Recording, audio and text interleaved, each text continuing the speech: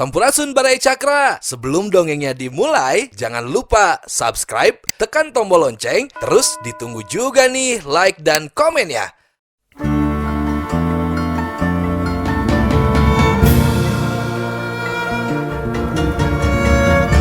Baraya Cakra, parantos waktosna 80,5 FM Radio Cakra, midangkeun dongeng Sunda Dora-Dori.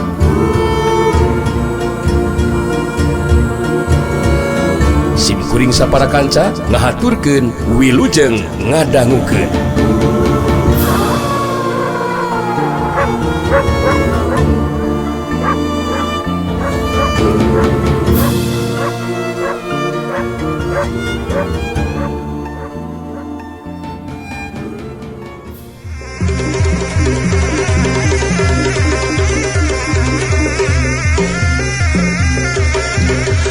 Jorelat sok yuk cibror gas. Jorelat sok yuk gas. 8 urang murid paguron pada rarubuh maring lemah dina kayaan bedogna lalepasan tina sekelanana. Geus teu bisa haudang deui. Bah Gopur jeung Nyi Ipah puguh we kagetkeun ningali kahebatan ilmu silat si Jagal Hawuk anu geus kabuktikeun caritanana. Ku sageprakan mampu ngarubuhkeun 8 urang lawan anu ngahurup ka dirina. Si Jagal Hawuk mancuh dina tangtunganana. Ngarared ka Bah Gopur betus nyarita. Kadeleh aku waneh kubur. Kadeleh teu sia. Waing geus dibuktikeun. Cukup ku sageprakan daya padulang murid maneh bakal nyampuyak sia. Dian maneh ayo na anu maju tarung sia Gopur. Buktikeun sia kamagug maneh teh. Waing geus bisa dipastikeun ku tilu geprakan maneh bakal dirubuhkeun ku aing. Bah Gopur bedah amarahna. Sikap jeung caritaan si Jagal Hawuk anu sombong geus ngahina ka dirina ngajadikeun Bah Gopur ngacrelat luncat saterusna mancuh dina tangtunganana di hareupeun lawan. Si laing bener-bener geus teu ngargaan ka dewek sa Jagal Hawuk. Dewek anu leuwih kolot jeung salaku pupu paguron. Moncong waka nganggap enteng sia. Make jeung ku tilu geprakan dewek bakal dirubuhkeun. Wani kurang ajar jeung kalibutan tarima akibatna sa Jagal Hawuk. Sok sia aing maling ngabatoto puguh sa kubur. Tapi memang bakal kitu kanyatanana anu bakal kalalapan ku waneh. Kemampuan ilmu silat maneh moal aya nanaonan digunakeun keur ngalawanan aing mah sedan kurang ajar. Blok. Bah Gopur masak bedogna. Saterusna ngabangun pasangan sagadiri pikeun majuna rajang. Ningali kamampuan ilmu silatna si Jagal Hawuk anu ngarubuhkeun 8 urang lawan ku sageprakan, harita Bah Gopur langsung ngagunakeun jurus ampuhna. Kurang ajar si laing geus kanggap enteng ka dewek Jagal Hawuk. Urang mimitian satarungna tadah siapa panarjang dewek.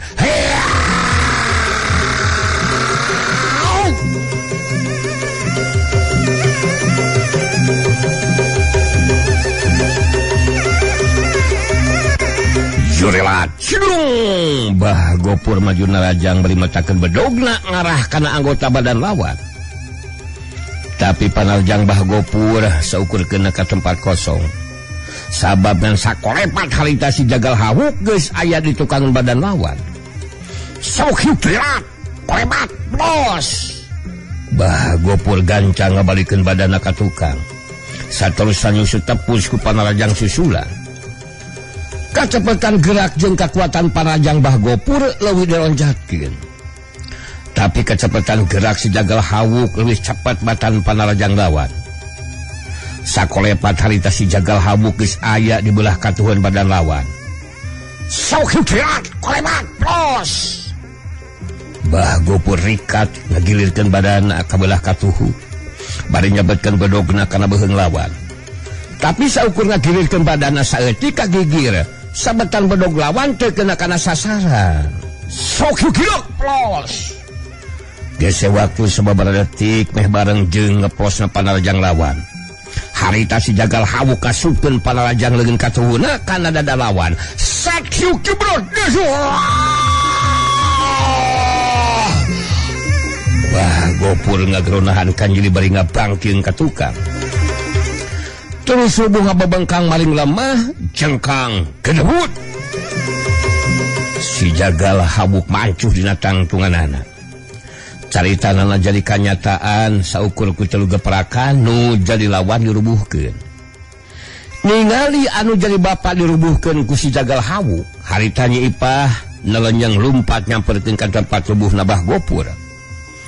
Sanggeusna deukeut Nyi Ipah terus mantuan bapana cengkat konea hudang. Terus nangtung kituna teh Nyi Ipah bari nyarita. Kumaha wae atuh ieu teh Abah? Tetela si jagal hawuk calin budak samarangan geuningan Abah. Kamampuan ilmu silatna bener-bener luar biasa. Hayeuna bade kumaha sigap urang ieu teh Abah? Teu sangka dinten ieu bakal aya kajadian nu saperti kieu Abah. Jorela cilung celagedeg si jagal hawuk jeung Guntara marancuh dina tangtunganana bari merhatikeun ka Bah Gopur jeung Nyi Ipah. Harita Guntara tos carita.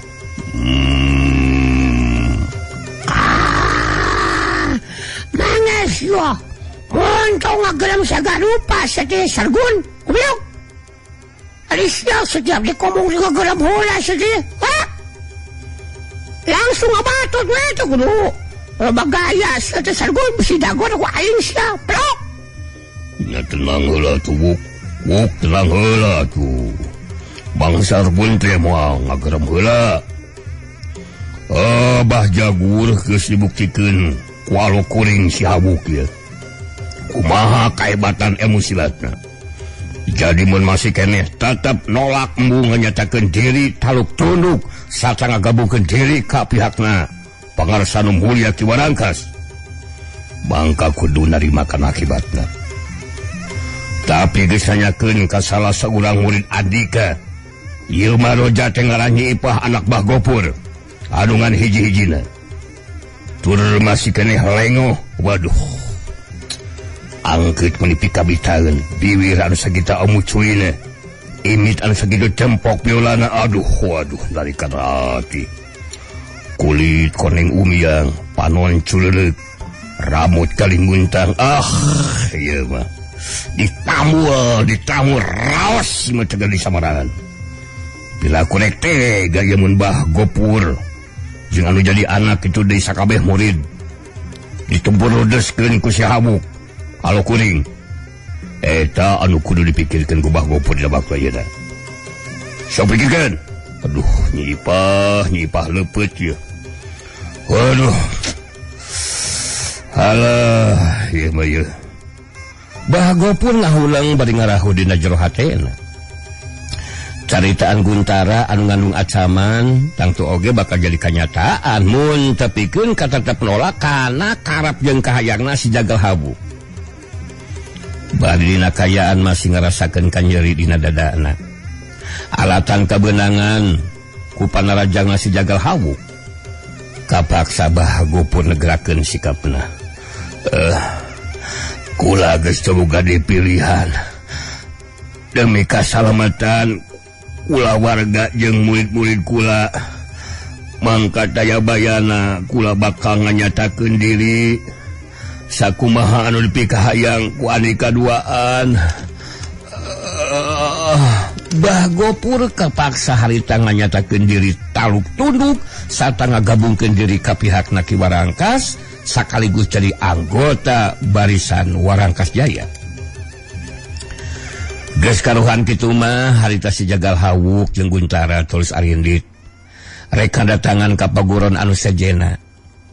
Waktu ngaliwat ka salah sahiji lembur, harita Guntara ngajakan heula leureuh di salah sahiji warung lantaran hayang dieusian bari sakalian rek nanyakeun lebah-lebahna paguron Pujiama anu pupuhuna pagurona jawara wanita katurunan Jepang nelah Asami anu geus lila makalangan di dunia kajawaraan di Tatara Sunda. Satang ngadegen paguron Pujiyama ngaran gunung di Tatar Jepang. Anu baheula mah kungsi babarengan jeung dulurnya eta Candra ngan Candra duka ka mana. Anu boga warung salaki jeung pamajikan nu geus kalolot. Harita ngabagiakeun kadatangan si Jagal Hawuk jeung Guntara. Anu harita dayuk dina bangku panjang nu aya di hareupeun eta warung. Barang dek diuk dina bangku panjang ge si Jagal Hawuk langsung nyarita. Iya mang aing si Sargun hayang nyatu cenah. Wanes duaan. Geus montong tatanya. Langsung sieunkeun alasna tuna.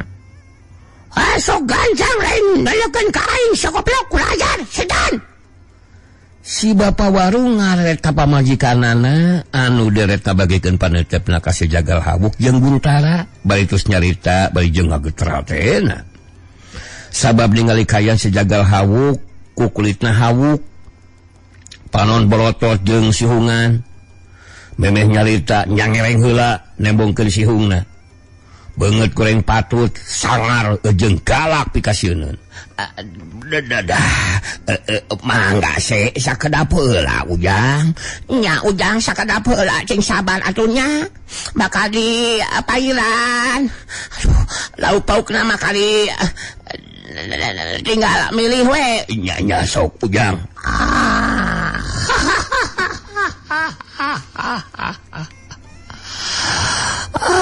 Aing ge nyaho. Wantong ngabacot wae gancang cun keun alasna tuna. Alasna tuna kedona lobaan sia ngarau. Bengke kaingna. Anu boga warung nya Paohan jeung Maona beuki sieun ningali sikap jeung ngadengen caritaan si Jagal Hawuk. Anu sorot panonna mata ka Sima jeung ngagetarkeun hate. Dina sareng bari dahar malah dina dahar oge teu sirikna sagali dahar ku si Jagal Hawuk jeung Guntara ngan teu dibabalkeun jeung piringna. Harita Guntara jadi terus nanyakeun ngeunaan lebah-lebahna paguron Pujiyama.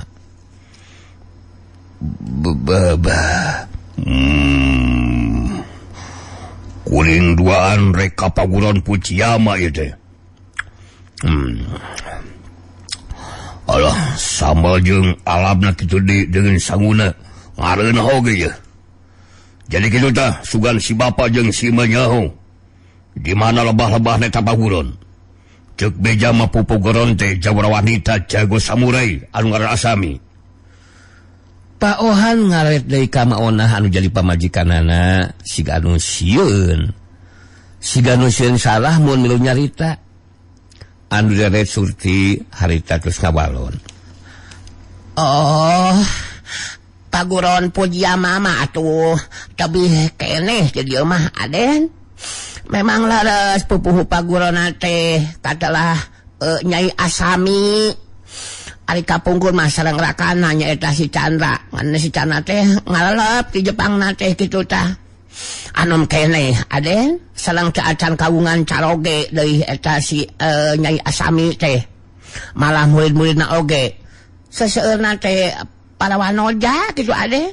Mage memang terang ari lebah-lebahna mah. Si Jagal Hawuk muraleng ka Maona betus nyarita. Oh, mun heueuh maneh nyaho. Asok gancang bejakeun ka si Sargun bawah-bawahna. Di mana gogobrogna? Di mana lebah-lebahna? Aing jeung si Sargun sakedeung deui.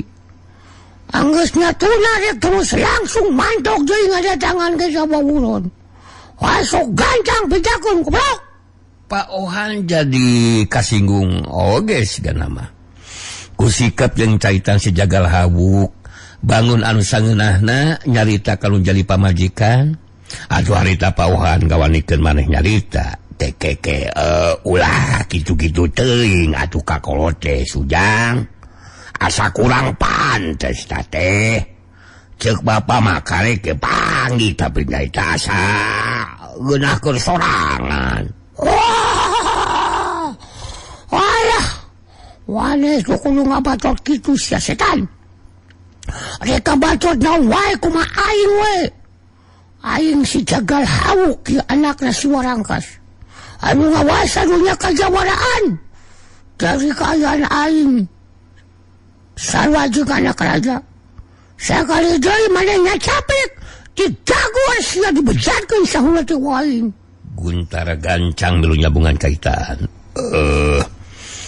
Si bapak jeung si ma teu kudu kaget mah, Pak. Ya lo kuring mah memang geus kitu. Bawaanana kitu, Pak, dina sikap jeung caitanana. Jadi ngarah alo kuring. Teu terus ngambek meni gancang ayeuna mah kumaha. Bejaan ngeunaan lebah-lebahna paguron Pujiama teh mah. Maona saterusna ngabejaan ngeunaan lebah-lebahna paguron Pujiama. Sanggeusna beres daharna da puguh geus wareg sasatu sirikna masagarupa dihuapkeun. Harita si Jagal Hawuk jeung Guntara calengkat nantung rek terus init neruskeun lampah. Atuh pauhan jeung Maona jadi calengkat nantung sabab anu beres dahar can mayar. Maona anu haita nyarita. Punten Ujang. Aden kumaha ieu teh beut bade langsung angkat geuningan. Apaan ieu teh can dibayar. Mate mohon da ilahana kitu mun tos beres tuang teh kedah mayar Aden Ujang. Sing hawatos ka mah jalmi leutik Ujang Aden. Guntara ngareret ka si Jagal Hawuk bari ngomong lalaunan. Jadi kumaha ya Hawuk? Urang kudu mayar usdahar ya. Hari mangsal guru mah ya kumaha ceuk Hawuk we. Mun kudu dibayar, ya dibayar. Si Jagal Hawuk ngabagikeun paneutupna ka pauhan jeung Maona. Serot panonna jadi semu anu hurung. Nyangereng deui nempongkeun si hungna terus nyarita. Wanehnya giurutnya tuh anaknya raja. Dasar belegum. Dasar kurang ajar. Waneh geus bosan hirup pun kitu mah. Aing rek ngatu di warung mana wae. Mal make kudu mayar koplok kurang ajar setan. Oh, mun keueuh aing kudu mayar. Waneh dua ari sarua jeung hayang dibodari aing. Mangertos? Pauhan anu tadina aya perasaan sieun harita jeung nekat terus carita ka si Jagal Hawuk. Nah ieu teh. Bet asa kuwu kacida teuing ilaing jang. Geus pugu sagarupa di dahar. Kalah kamung mayar. Rek anak Raja Jawara, rek saha wae kangaran dahar di warung tetep kudu mayar. Kabina-bina teuing ngahina teh jang. Kuring teu tarima jang. Si Jagal Hawuk mun delik nyangeleng deui bae nyarita. Wah. Wale dua memang hayang dipodari dua aing mun kitu mah. Wale ngabatul ka aing kawas kitu sia setan. Kurang ajar. Lebokon teh dulu. Rasakan sia.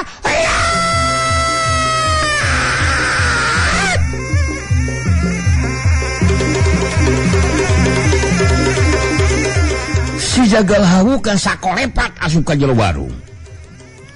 Dina kacepetan gerak anu teu katuturkeun ku panon anu boga warung, harita leungeun katuhuna ngeprak sirahna paohan jeung Mahona. Duanana tinggal ronahan ka nyeri, saterusna ngacung ka robuh dina kayaan sirahna barjad ajal saharita. Kolepat hiuk keprak kes waduh ampun Gusti ampun cungka pauhan jeung Maona ngacarung ka rubuh sirahna berjad pada ajal saharita. Geus kitu mah harita si Jagal Hawuk terus ngajakan diri ka Guntara. Sajauning bari lempang Guntara rada ngageter oge hatena. Sabab si Jagal Hawuk dina tindakanana malah leuwih kejam jeung telenges tibatan ki Warangkas. Sanggeusna si Jagal Hawuk jeung Guntara arinit, harita warga pangeusih eta lemur pabeja-beja loba anu daratang. Tumali jeung ayeuna kajadian paohan jeung maona anu boga warung acal binasa ku si Jagal Hawuk, budak lalaki mangkat rumaja anu sangar galak sarta kejem telenges dina tinakanana. Sababaraha urang warga langsung bebeja ka kikar remaja pupuh eta lembur. Ngeunaan kajadian anu geus lumangsung di warung teh. Puguh we ki karemaja kageteun ngarasa teu tarima ku tindakan si Jagal Hawuk. Harita gura-giru ki karemaja ngudag si Jagal Hawuk jeung Guntara. Anu geus ini teruskeun lampahna. Harita si Jagal Hawuk jeung Guntara anu keur leumpang jadi ngarandeg lengkahna. Waktu aya cirim anu ngacelat satosna macuh dina tangtunganana ngahadang anu keur leumpang. Celat sulung. Culug-ulug ti karmaja mancu dina tangtunganana ngabagikeun panentepna ka Guntara jeung si Jagal Hawuk. Lantaran geus dibejaan ngeunaan ciri-cirina si Jagal Hawuk, langsung harita ki karmaja nyarita ditujukeun ka si Jagal Hawuk. Hei, jadi selain anu ngaran si Jagal Hawuk teh anu geus kabinasakeun boga warung. Di sisi lain hayang nyaho dewek ki karmaja pupuh ieu lemur ngarasa teu tarima ku tindakan si lain anu sareng wenang. Sarta kejem jeung telenges tinakanana. Guntara geus rek pok ngomong tapi kapiheulaan ku si Jagal Hawuk. Wah, mongos wani ngaduduk sargun. Jadi maneh teh karmaja pupuh ieu lemur. Terus ngadang aing rek naon di situ. Hah? Kita lima pedal boga warung di podal aing. Hah? Aduh dah bala. Buka belah warungna. Aing anakna Raja Dangdut. Raja Dangdut. Raja Jawara sia. Milu nyadu kalakahna ge minta dibayar. Sawe jeung tengah hargaan ka dewek. Hasok jelaskeun ku maneh sargon. Kasih karmaja dah. Si jangkar hehe si kurang ajar. Kok karek dari pupuh lemur geus wani ngahadang aing setan teh. Jadi cekulin mah ki karmaja geus kudu ngamasalahkeun salaki pamajikan dibinasakeun ku ieu si Jagal Hawuk. Daloba keneh warga nu sejenna oge. Aya anu leuwih penting anu ku dipikirkeun ku ki karmaja salaku pupuh lemur. Mun embung diganti jadi pupuh lemur leuwih hade kancang nganyatakeun diri. Taluk tunu ka Kiwarangkas bapana ieu si Jagal Hawuk. Sakaligus kakabungkeun ciri jadi anggota Parisan Walangkas Jaya. Mun ki karmaja nolak ieu ganu harti sakula warga bakal dibisnasakeun. Bakal dipodaran si Jagal Hawuk. Jadi eta anu leuwih penting kudu dipikir heula. Kudu dipikirkeun heula di karmaja. Ngadenge carita anti Guntara harita ki karmaja langsung ka hudang amarahna. Kitu teh mah da puguh maena oge lain jalma sambarangan da puguh ka asup jago kolot anu geus boga ngaran dina dunya kajawaraan. Ki karmaja langsung nangtukeun sikapna netepseukeun ka si Jagal Hawuk dina sikapna anu tanes terus carita. Jagal Hawuk, dewek teh sieun ku ancaman. Dewek lain budak letik, teu kudu disingseuna sagarupa. Anu jelas tindakan si lain anu geus ngabinasakeun dua urang warga dewek mangrupa panghinaan ke dewek. Kesakuduna dewek mun meneh hukuman ka ilaing Jagal Hawuk. Sajabat kitu dewek mending keneh tarung tutumpuran jeung tibatan kudu nganyatakeun diri taluk tunu ka si Warangkas. Wah, urang ajar. Dalam awang jara-jara. Jadi maneh teh kalakukeun tinakan ka aing ieu teh karmaja. Siga nama maneh gablek pamikiran bakal mampu meleskan nyeri ka aing ya. Saka bakal mampu ngaremukeun aing nya. Mangka lu kawas sia wanita lu ngalawanan aing. Kudu lagi pelakan ge maneh bakal dirubuhkeun ku aing sablegung. Urang ajar. Ningali sikap jeung ngadengin caritaan si Jagal Hawuk anu sombong jeung ngandung panghinaan. Puguh we Ki Karmaja bagi kahudang amarahna. Langsung ngawangun pasangan nuselkeun panetepna ka si Jagal Hawuk bari nyarita. Selain montong anggap enteng ka dewek Jagal Hawuk, kurang ajar. Sete kabina-bina keding. Dewek kesukup lila makalangan di dunia kajawaraan. Salaku popola mod dewek memang sakuduna ngalakukeun tindakan kasilaing sia. Hutang pati bayar pati. Hutang beas bayar ku bangsa cenah naon. Si Jagal Hawuk ngaret ka Guntara beus carita. Wah, asok maneh mundur sia sargut. Mundur kurang ajar. Mangga. Iya mangka lu kepercayaan mun saukur keluarga perakan ku aing bakal dirubuhkeun. Tapi ku aing moal ka di podana dah. Sameme di podaran kudu ditanya sakali deui rek nganyatakeun diri atawa geukeuh moal. Geukeuh layak. Ya bener kitu Abu. Bang Sarbun satuju pisan. Sok buktikeun we ayeuna ka Ki Karmaja. Caitan Hawuk teh kanyataan. Mang Sarbun mundur ye. Hayat! Curewat. Sidung. Guntara ngajewat ngudu ka tempat anu ada angga. Sedengkeun Ki Karmaja anu geus saga diri netep seukeut ka si Jagal Hawuk bari nyarita. Si laing budak keneh Jagal Hawuk. Tapi geus nebarkeun mamala ka jalma anu teu boga dosa. Hayeuna dewek bakal paritungan jeung si laing Jagal Hawuk. Tada sapalajang dewek. Hayya! Jurelat. Sulung Ki Karmaja maju narajang. Henteu waka ngagunakeun pakarang. Sabab boga pamikiran keampuhan jurus jeung kekuatan tenaga lapisanana bakal mampu dipake ngarubuhkeun anu jadi lawan. Sedengkeun si Jagal Hawuk ningali panarjang lawan datang, harita henteu ingkah di tempatna. Sapasang leungeunna dipake ngapendung panarjang lawan. Bantrokan kekuatan tenaga lapisan ngalibatan leungeun masing-masing harita lumangsung. Sauk-sauk-sauk. Bangkieung. Ki Karmaja ngabangkieung kadorong mundur ka tukang. Sedengkeun si Jagal Hawuk masih tetap mancuh dina tangtunganana. Ki Karmaja gancang mancuhkeun di tangtunganana dibarung jeung ngaranjuk kaget sabab kekuatan tenaga lapisan si Jagal Hawuk tetela leuwih unggul. Kajurung kurasa panasaran harita Ki Karmaja mesat pedogna. Terus kabangun pasangan saga diri pikeun nuliskeun tarungna.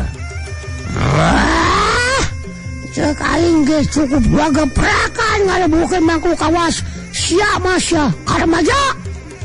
Montong neuleuh aing budak keneh belegug belajar setan. Sakawe ilmu suarangkas bapa aing geus dikawasa ku aing deui sia. Asok maju deui sia. Wah, aing bakal dibuktikeun sageprakan deui maneh bakal roboh sia. Montong sombong sering Jagal Hawuk. Urang aja sangeunahna sia ngabacot teh. Dewek jago kolot anu geus asak kumakalangan mangsa makalangan di dunia kejawaraan. Urang teruskeun sia talugna. Tada sia Jagal Hawuk panalajang dewek ye.